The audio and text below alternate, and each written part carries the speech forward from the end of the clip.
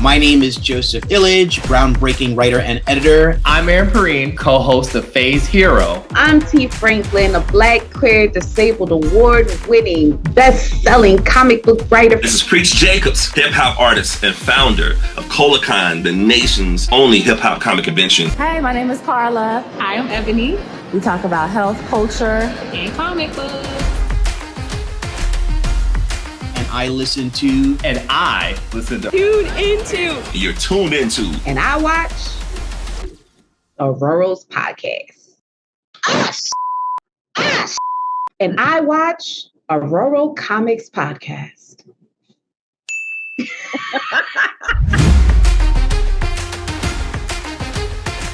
Aurora Comics podcast. The Aurora Comics podcast. Aurora Comics podcast. You guys should be listening to the Aurora Comics podcast. Yes, if you're not, there's something wrong with you. There's really something wrong with you. This is the best podcast. It's like parallel to my podcast. It's right there. They're back and forth. Yes. All right. Hey, everyone. Welcome back. My name is Carla, a.k.a. Moon the Storyteller, and I am a nurse. First and foremost, I'm a wife, a mother, and then I'm a nurse. I'm a creator. I'm a voice actor and co-host of Aurora Comics podcast. So Dr. Ebony was not able to make it tonight, but she sends her love. And I would like to welcome E.A. Brown and Eileen Leggett to the pod. How are you all doing? Thank you. Thank you very much for having us. Yep, doing great. Thanks for having us. Of course. You know, we really want to make an effort to spotlight some of our indie creators who are doing the thing. And I'm a fan of your marketing rollout because, you know, I am a big person on marketing and making sure creators do what they're supposed to do before they get their Kickstarters launched. So we're going to get into your upcoming Kickstarter campaign. But before I do that, I just want to tell the listeners who I'm speaking to, because this is something right here. All right. So E.A. Brown, who are you? You are a newcomer to the indie space, and you are the creator of Deathblade, The Awakening. And your bio reads, you bring a fresh perspective and a deep passion for storytelling and creativity. You've assembled a diverse team and embraced a range of storytelling styles and plot elements, and aim to keep your readers engaged and on the edge of their seats.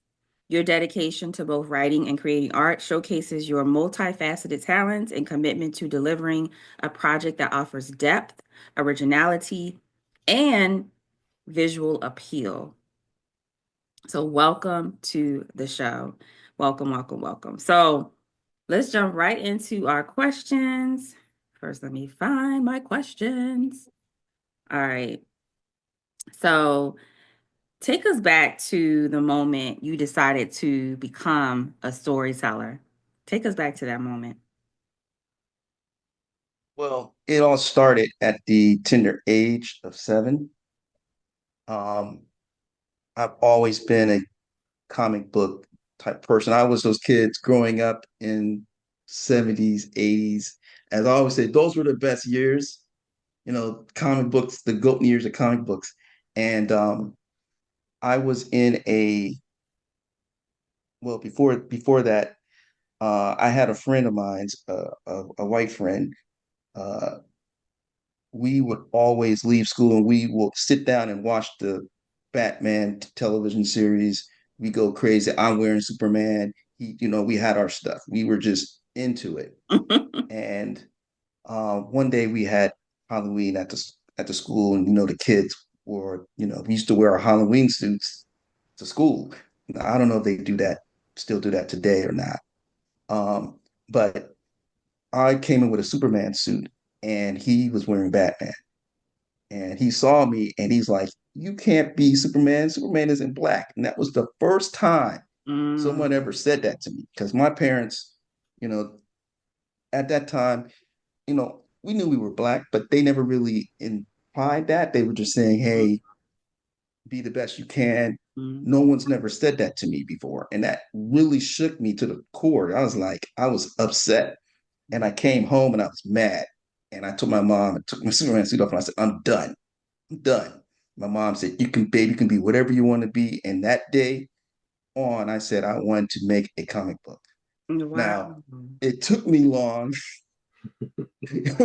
let's say 45 years later, it took me long.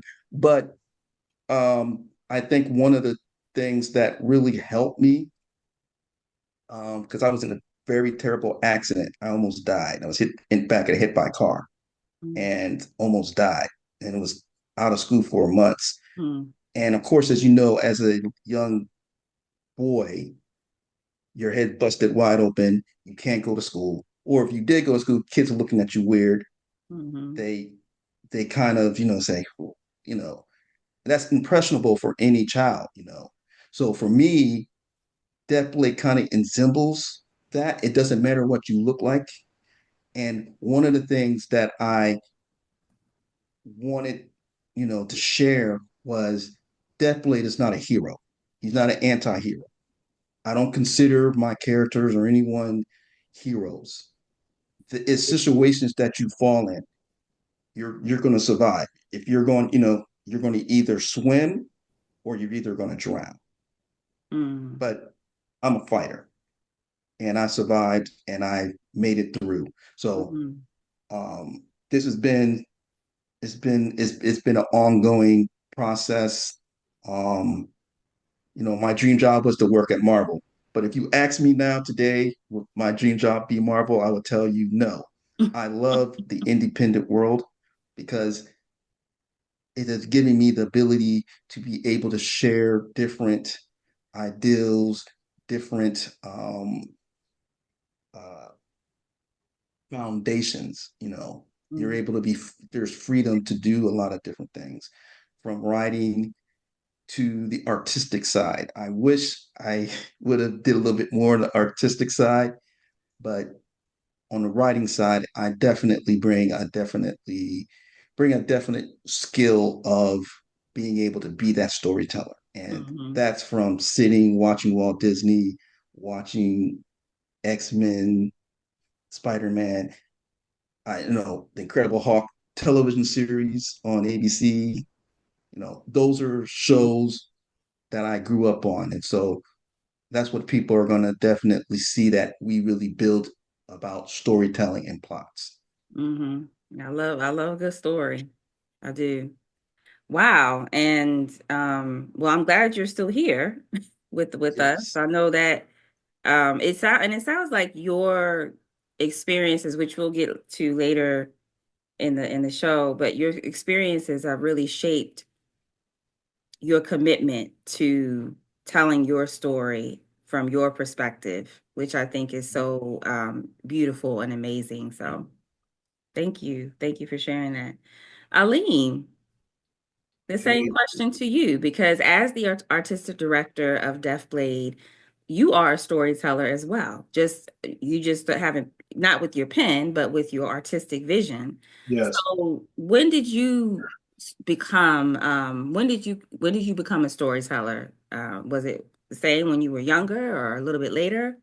Absolutely, probably in Pampers. Before I had memories, my uncles and aunts constantly remind me that I used to run around with crayons and pieces of paper, telling them to draw a Big Bird for me. So, Sesame Street. yeah. So, I have always been in love with artistic expression, and creativity is something that's always come naturally to me. To the point where it's some things that I think people are just born special in that regard. And it's such a natural thing to them that they don't really realize that it's special. I think that happens a lot for people. So just to stay on focus, for me, it was art, and creative thinking. Like I constantly drawing characters and then creating storybooks for them and things like that.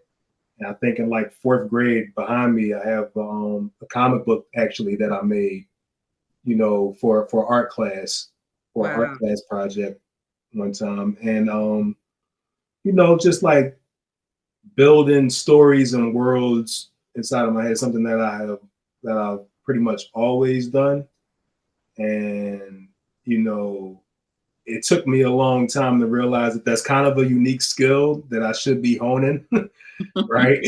So really, I would say in the pandemic, when things slowed down, is when I really got the opportunity to, I was home on furlough. So I had the opportunity to really take a deep look at this thing, and started getting back into art, doing drawing courses and exploring stories and everything like that. And you know, for Deathblade, I'm just working as the art director, but I have done some writing in comic books as well too. So don't throw that in there too, huh? Yeah, no, I have. So I write too. I write too. It all helps when you when you see the script, right? Because that's how I'm getting to tell my story, by doing the layouts and using the script that Brian has written, right? And kind of interpret that through this natural inclination to being creative that I have, right? And invent these layouts that become the book that you get to see and read. And it's a beautiful thing. And I'm not trying to brag and say like I'm special or anything like that. I'm saying everybody is special and everybody has that. So, you know, I wish that it didn't take me that long to realize that, you know, and I hope that other people can realize what makes them special sooner, and, you know, hone it and rock out. Cause I wish I was a teenager when I knew, not 40, you know what I mean? This could have been my life all along. But I mean, I'm not complaining or anything like that, but like people that's coming up, you know, that's watching the World Comics podcast, maybe, you know, tell your kids, man, find out what you're good at and at least explore it and own it. You could make a life off of it, doing something that you love. So. Yeah, I think too, the COVID, definitely, you said COVID was kind of your, like, a turning point for you, where you had time to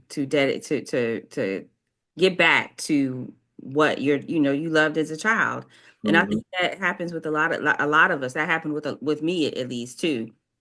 Like 2020, what we had time, we started writing again, we started getting back into art again. And now, yes, I mean, I'm in my 40s. You said you're in your 40s. Eddie, if you was rocking and rolling in the 70s, I know you either still in your 40s or 50 and 55. It's all good. Yeah, It's all so good. we kind of are getting back to what we love, and that's a beautiful thing about this space, is we have room to be ourselves and express those stories that's been living. Also, let's add on to that. But I also think, when I went to college, I'm a marketing major, believe it or not. And I'm in IT, don't ask. One of the things that I feel during that time, and me being a PK's kid, a lot of people thought I'd be a pastor, but that was never going to happen. I said, that's not my calling. One of the things I feel sometimes as parents, we push our kids to, say, hey, we want you to go into the business world, we want you to do this, but they don't really push art. Art is amazing. It's freedom. I mean, one of the reasons why I feel that a lot of kids, for me, when I was young, I had a Black teacher, Miss Cousins. I love her. She's no longer here with us, but she was very difficult with me. She was like, why are you writing all these comic books? Because I would be writing comic books, for like reports and stuff, and I'll be sitting there writing a full story on a character, and I'm using comic book dialogue. And she was like, you're not going to go nowhere with this. And that's wrong. You shouldn't. I feel if a person sees a kid that's really into art, you need to help them go forward. And that's one thing that, I tell my children, tell my oldest daughter who's in med school, then I tell my youngest one, I said, look, whatever you want to be, I'm going to support you. And I feel art gets left behind. People don't think art can be great. And I can say for me was when I had my heart attack at 45 and almost died, that was my calling to say I couldn't work for 2 years. So I had to reinvent myself. The doctor's like, he wasn't going to clear me. So for me, I found my first love, Mhm. and that was always writing. So if I had a chance to do it again, if you ask me, would I be doing IT? No, I'll be writing. Mhm. Wow. Be You writing. you you got you have how many not lives you got left? Because you Hey, God Woo! has been with me for a long time, man. Yeah. I was a workaholic, you know. I was a workaholic and didn't take care of myself. As Black people, we have to take care of ourselves. You know, my wife's a nurse, believe it or not. My mother-in-law's a nurse. Wow. I just worked and, wasn't no creativity into it, but you get caught up in the grind. Mhm. And like he said, when 2020 came, I was already going through my journey of writing and doing, working with my partner John Mhm. over at Jackie Boy. But again, like I said, I would recommend anyone. It's not about being an IT person or being a CEO. If you are gifted and God is giving you the ability to tell stories, there's money in that as well. But I always tell people it's not based on money, it's based on your passion. Because Mhm. at the end of the day, you know, if you don't get rich, because I'm not looking to get rich. Mhm. That's not why I'm here. It I'm it here to would tell a story. but that would be nice though, wouldn't it? If It you would be nice. Yeah, it would be nice. But also to your point about working really hard and not really paying attention to our health, because yes, I'm a nurse as well, and writing for me is therapeutic. That is my Yes. outlet. When I'm really Mhm. frustrated, when I am angry, sad, that is my outlet. Writing is my outlet. And it used to be dance. I can't dance like I used to, but it used to be dance. So I feel you with that. I really do. So this question is for you, Eddie. How has your culture influenced your work? So you've talked a little bit about your experiences, but how has your culture, African American culture, any elements of your culture, how has that influenced your work? And particularly Deathblade, your project that's coming up, which I would like to talk about after you mention Um, this question. Culture has definitely played a major role. Um, Growing up, there really wasn't a lot of Black characters. Now, I'm gonna say something people may not like it. G.I. Joe was Black because I have the original G.I. Joe doll. Oh, Okay. I didn't know. Um, yeah, a lot of people didn't know that. I Mhm. know going against, but I had Falcon, was one of my most popular heroes, Captain America, because we saw him. Of course, Black Panther was definitely very influential in how I created Deathblade and how I wanted him to be created. Mhm. Um, it has played a very important role. I want people to realize that um, Blacks can do anything. And, one of the, I think, challenges is I'm not a city guy, I'm a suburb kid. So my train of thought or how I see things is more from a suburban type of train of thought. Because I know when people think inner city, I I wasn't. My father was a successful pastor.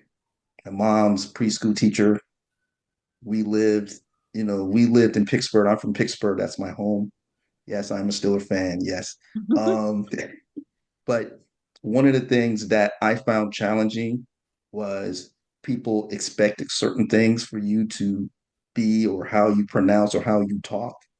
They immediately said, "Hey, where are you from? You're not from the city." No, I'm a suburb kid.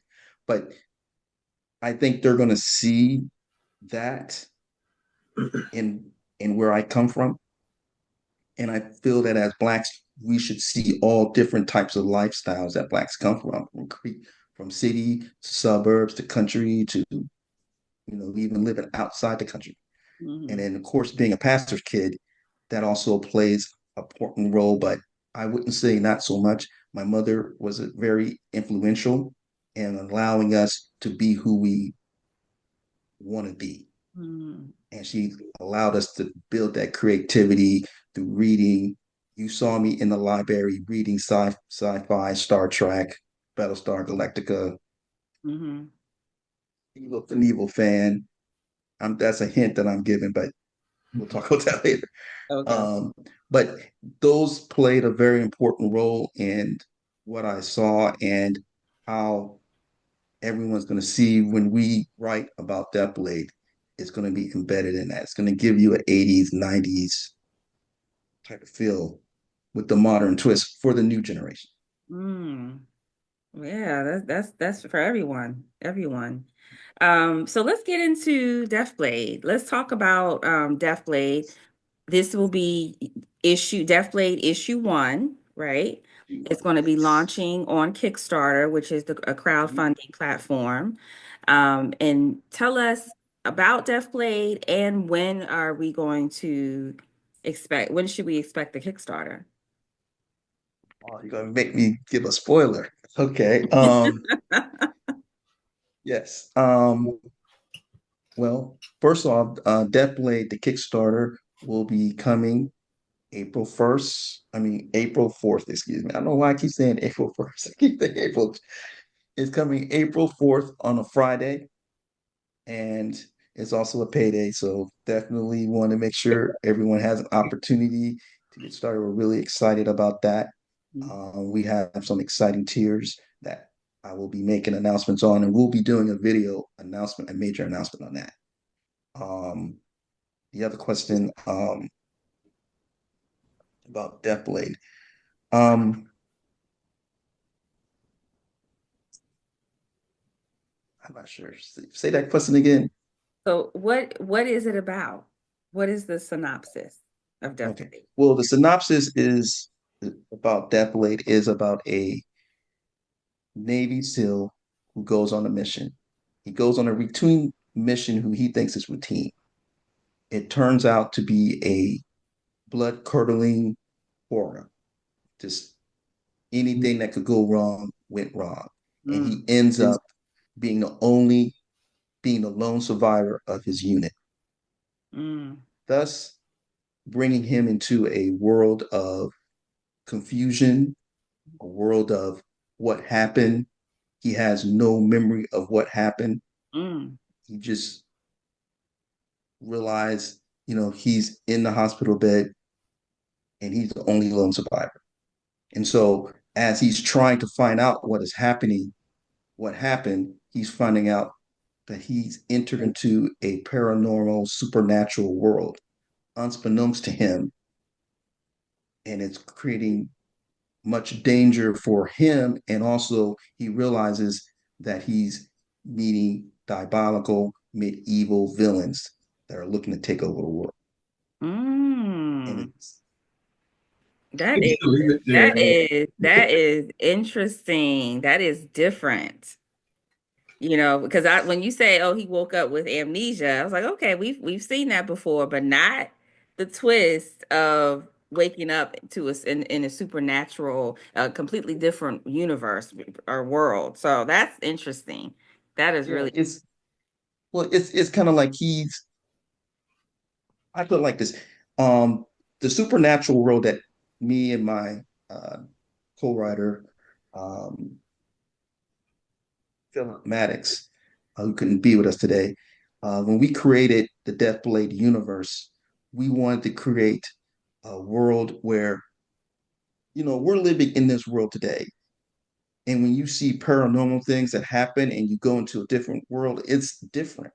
Mhm. You feel a sense of uneasiness. You feel a sense of like, this is actually happening. So that's what's going to happen for him. He's, he is he's thinking everything is going a-okay. He's in a perfect life. He's got beautiful wife. He's got a beautiful career. His, his family is is set and secure, and then all of a sudden, boom, everything just falls apart. And you're going to see Ambrose go through those journeys where I always use an example of, like, you know how Moon Knight, they always talk about it's mental for him. Everything you see, he's fighting mentally. Well, we decided it's going to be mental, but it's going to be physical. So it's like, is going to. so it's less the like a separate universe and more of like the veil being lifted in the world that we live in. You know, behind the curtain, it was some spooky stuff that now he's been exposed to, right? So now it's like the Matrix, the Matrix meets Interstellar. Wow. That's the approach that we kind of went with it, and to be honest with you, Carla, it blew us away. And you know, I'm pretty sure you probably have not heard the story. It took us 2 years to put this together. Wow. We had several writers. You know, I put together the blueprint, the universe. It was kind of funny because Brian Cochran, who was working with us at the time, came on, and when I hired him, I sent them 300 pages of the universe. For each character had Bible, characters, journey, Wow. what was going to happen. And you know, when you're dealing with ghostwriters and stuff like that, they don't only get a paragraph. They don't get that. I sent to Nat, Brian literally like, are you kidding me right now? I was like, no, dude, I'm really serious about it. This is what it is. And he would tell you, it blew him away. So, you know, one of the things that we wanted to do in the universe for Deathblade is we wanted to really build some intriguing plots. We want people to really dive into Ambrose and his journey. And then you're going to see certain characters that play into Deathblade. And this is something that we were talking about earlier today. I was talking with Aline. Deathblade is not one person. Look, man, but I'll tell you what, I will never do a crime with you, bro. Because you're gonna sit inside of the interrogation office. All right, y'all. Y'all heard it here first. We got a spoiler. The World Comics Podcast. You got a spoiler. Okay, so and if you want, I can edit that part out if you want. It's okay. It's all good. All right. So I this is what I'm hearing, right? So I'm hearing a man minding his own business. He got a what seems like a perfect life. And then this triggering event happens, right? We're following the formula. And then it exposes it reveals that his world wasn't as perfect as he thought. And it sounds like there's layers upon layers upon layers in this story, which is the type of stories I absolutely love. So I am looking forward to this book. And when I finally do get it in my hands, you know, I'm gonna be like, y'all gotta read this book. So how many pages is it? How many pages is this first issue? 4 pages of wall-to-wall action. You said 24? 34. 34. Oh, that's a little bit longer than a typical issue. So 34. So Aline, take us into the art. You know, how did you approach this story? Because that's actually it sounds like it's a pretty complex story. So how did you approach the art in this story? What was your direction to the artist? And is there just one artist, several artists? Okay, so like Ed said, they spent a lot of time putting this thing together and getting a script that was really easy to follow and understand. They did an excellent job. I hope that he would release that to people to kind of get an idea of how crisp and simple it can be. So it really helped a lot to do that, right? So when I get into the story and I'm saying, okay, we have these different segments of, you know, there's horror here, then there's action here, and there's, you know, like love and caring scenes over here, some intrigue there. And but overall, it's like an ominous thing to the story behind everything. So we tried to turn down the brightness of all the covers to give it colors. I mean, to give it kind of like this overbearing, grainy kind of thing to it. No matter what's going on, we use the different warms and soft and cool colors and to set moods or whatever. But there's always like a shadow looming inside of the book. And you know, when I talked to my guy Yusuf, who is the line artist, Yusuf Shitu, I told him, you know, I think it's gonna be a really big project. I think it's gonna blow, and I want you to, you know, show off, compete. You gotta be able to go toe to toe with the big dogs for this one. I think, right? We want your best work. So when you open up the book, it's my hope that you'll see it and feel like this could stand side by side with any other publisher or, you know, producer or artist. Everybody's unique in their own way, but I think that I think we did a really excellent job between the layouts, the line work, and the colors. Got to shout out Alfred Ital as well. He was the colorist. They both did excellent. Okay. Yeah. Now, will the first issue answer how we get from here to here? Is this the same person? Or y'all not gonna tell me? I'll tell you that you got to buy the book. Okay. And this I want to I'm see glad that evolution. Yes, Well, this is a 12 issue. This is a 12 issue arc. It's a 12 issue story arc. Okay. One of the things that we wanted to do, and I got to give credit to Ink Studios, Kevin Gourlay and Melanie Gournay. They work with major Kickstarters. They've come on. They've been with us for the past 3 years as we've been developing and trying to bring this to, you know, bring this out to fruition, you know, bring it out to the world, let everyone see it. And I have to also give him credit for introducing me to Aline. And also, that's the best.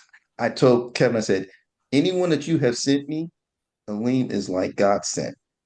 This team is God sent. It was amazing. I don't know if you remember me. Me and Aline, we met at the Heroic Awards in last year, and that's where we got connected. at C2E2 last year. C2E2 last year. Okay. And that's where we met. And I already had an artist that I was working with.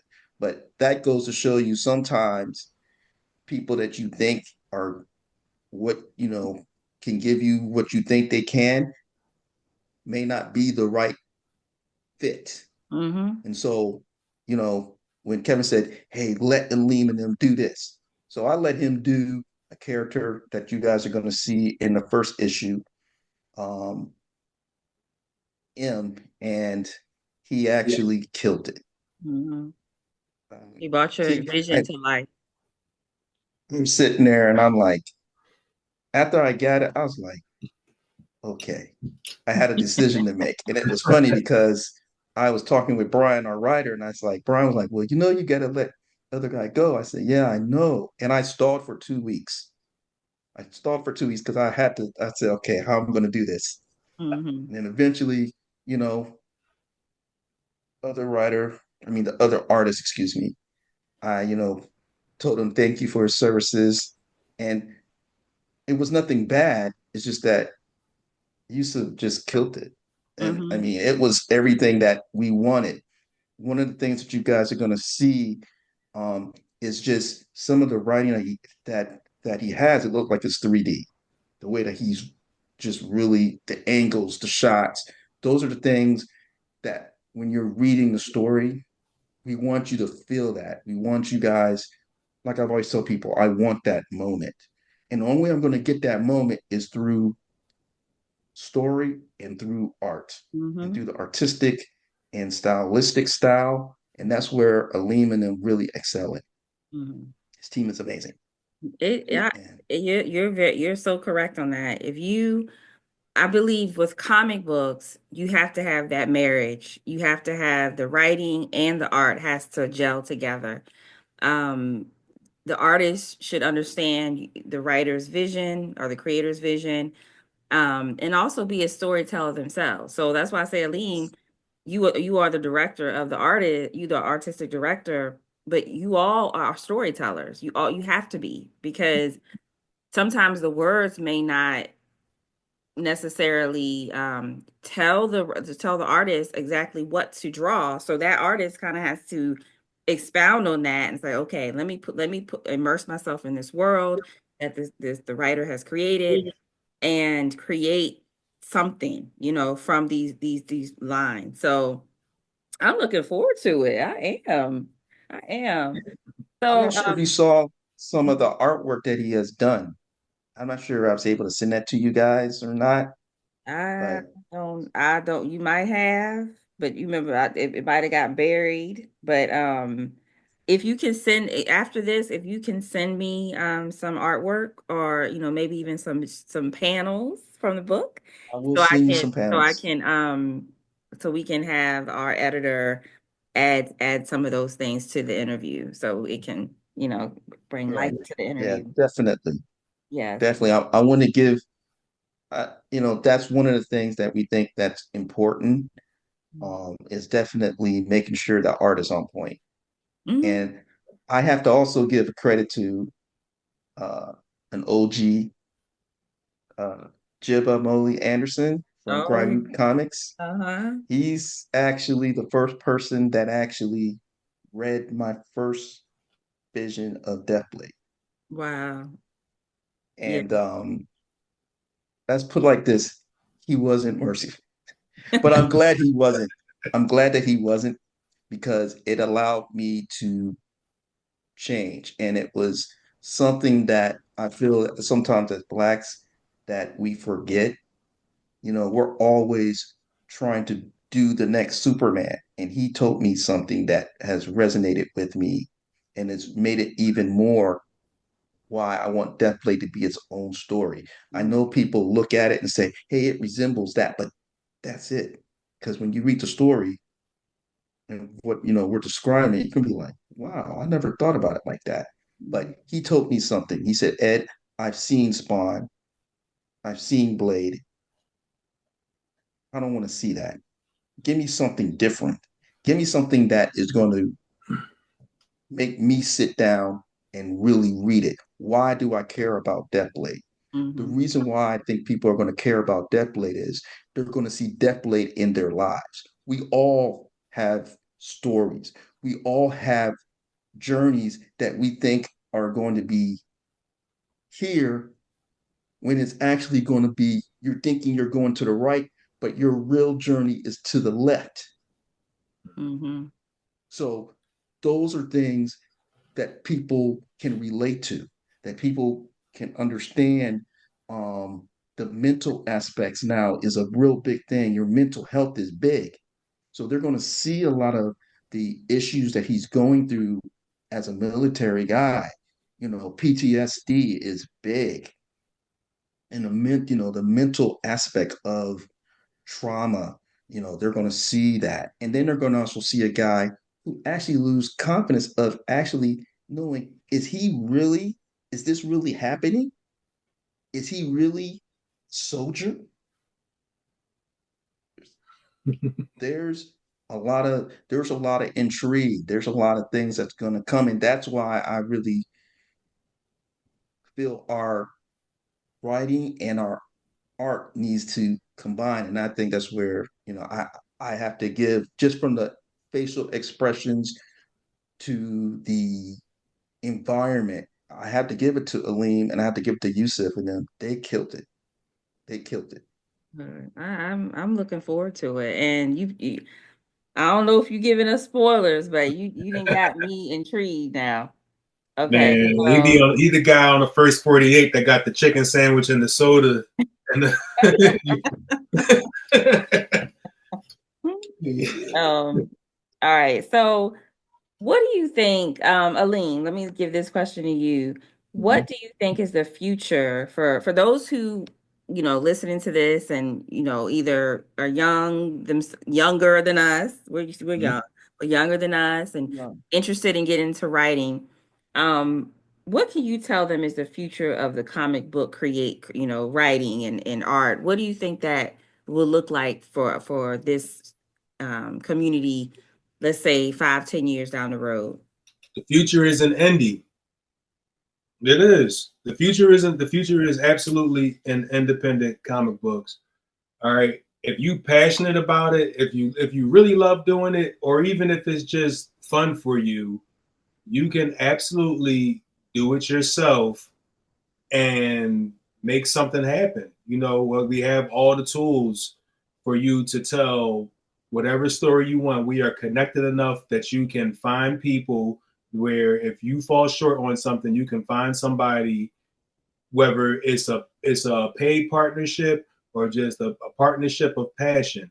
They got, and I'm no my kids is way more connected than I am. I still don't know how to use Reddit really like that, but that's a powerful tool. I use Facebook, right? It's hundreds of groups with tens of thousands of people in there that you can connect and find somebody to be able to tell your own story. Now, not only can you get together, right, and make your own story up, you can take your cell phone and make a movie if you want to, and then have it playing on Tubi or any of these, or YouTube even.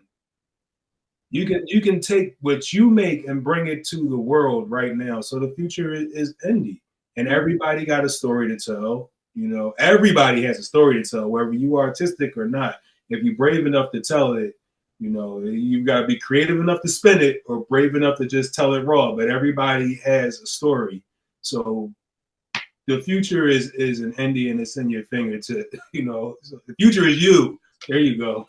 Yeah. You're in the Beautiful. future. Beautiful message. Um, so Eddie, let me ask you this question before we talk about how we can support you and where to find you. So when people read about your contributions to the culture, because it sounds like this story is going to leave a footprint in the indie space. When people read about your contributions to the culture, what do you want them to say about you?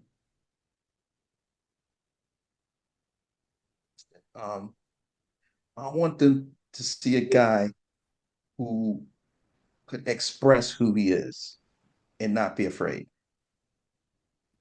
I want them to see a guy who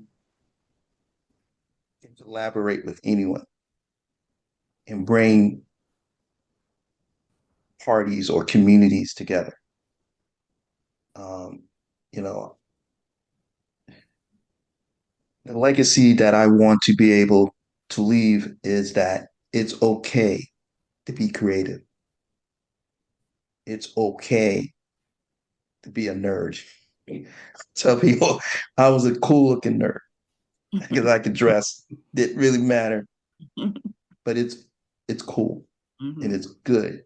And legacy is being able to share a story that people can relate, that people can understand, and that they can create their own. That it's not about your age, it's about taking the steps to go through with it and finish it and publish it and getting it out to the world. Mhm.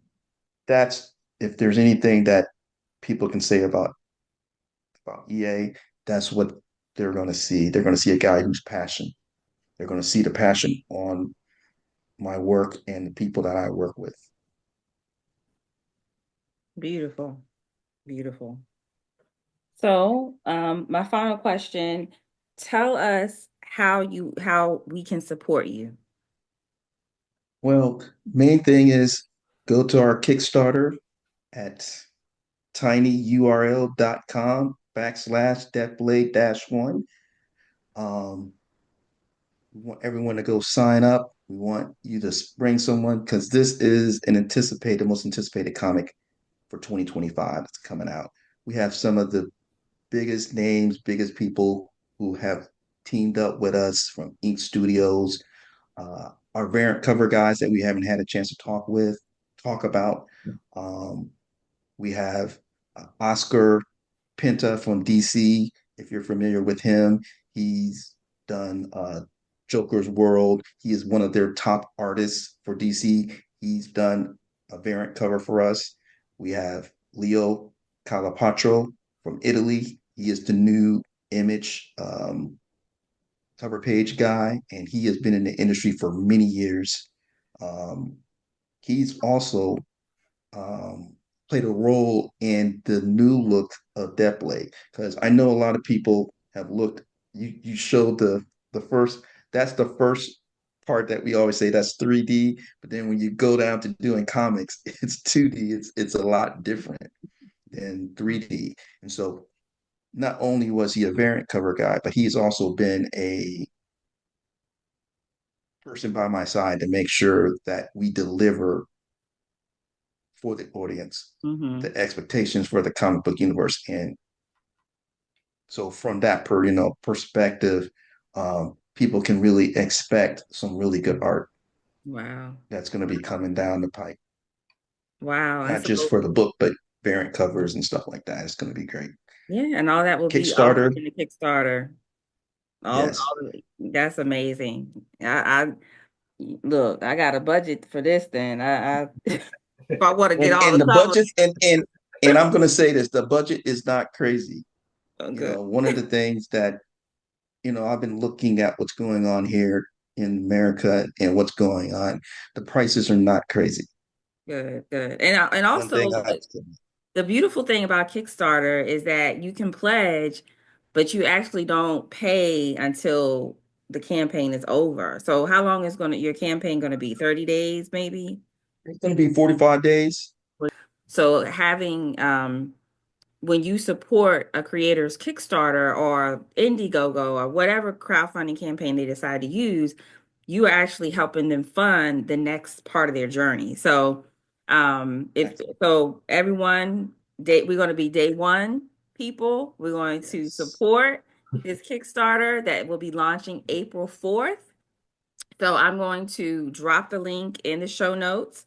So I want you to click on the link and then notify me on launch. So that way, day one, you receive that email and you're gonna choose that tier that you want to support. And again, you don't actually have to pay for it until the campaign is over. So even if you don't have the coins on day one, still pledge because that boosts the numbers and that boosts its place in the visibility on Kickstarter.